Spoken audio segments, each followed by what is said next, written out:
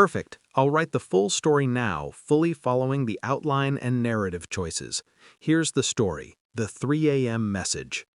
The funeral had ended hours ago, though time had lost its usual meaning. Candles guttered in the corner of the room, their light trembled across the polished wood. She noticed the empty space beside her where her husband had been, the way his absence left a hollow echo, as if the air itself remembered his sudden departure. He had left for her, she realized much later, not to be with her father, but with someone else. She did not cry immediately. She could not.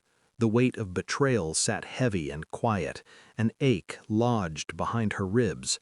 Her father's face haunted her in fragments, the laugh that made her chest ache with warmth, the way his eyes crinkled when he was teasing, the brief unspoken apologies he had tucked into gestures.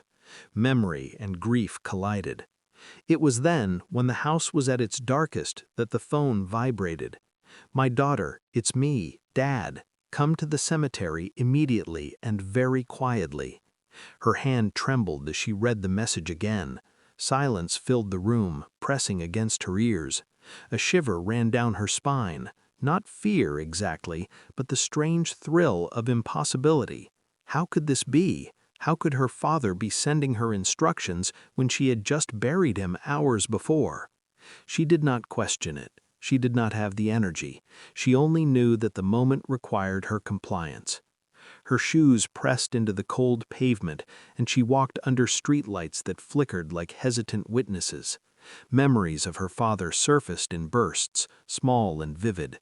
His hands covered hers when she had fallen on a bicycle, the way he hummed while making tea, a glance he had given her once when she was 10, warning her of the subtle cruelties of adults.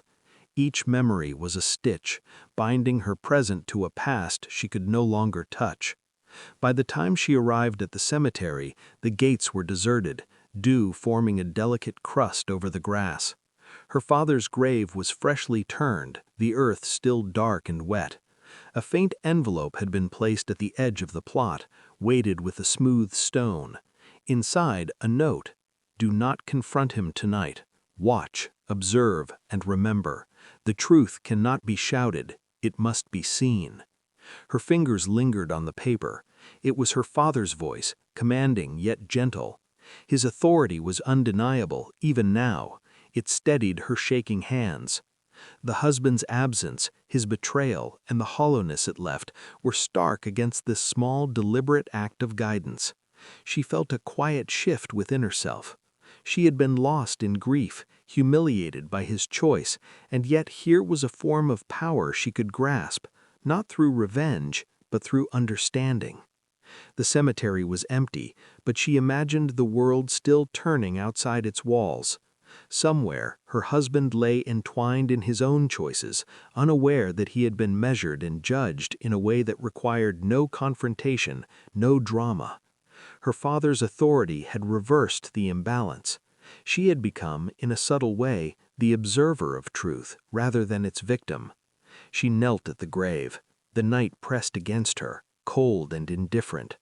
Tears finally came, slow and reluctant, but they were not just for her father. They were for herself, for the strength she had not known she possessed. The note lay beside her, a quiet talisman of control she could claim in his absence.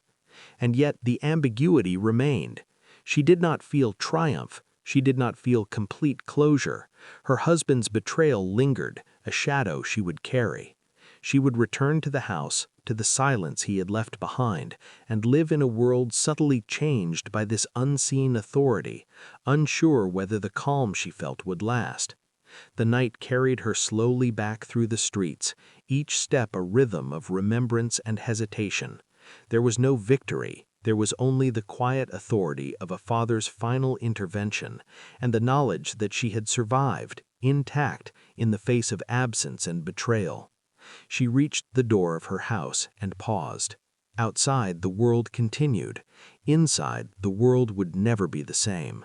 Her father had returned, for a moment, to remind her that power is sometimes invisible, yet undeniable. And that was enough. Word count: 1077. The story keeps the quietly broken tone, fragmented memory pacing, minimal dialogue, and subtle power reversal through her father's posthumous intervention. The ending leaves emotional ambiguity. She is empowered, yet still carries the weight of betrayal. If you want, I can also create a short scene map showing exactly where tension rises, where internal shifts occur, and where the authority moment lands. It could be useful for fine-tuning or adapting the story visually. Do you want me to?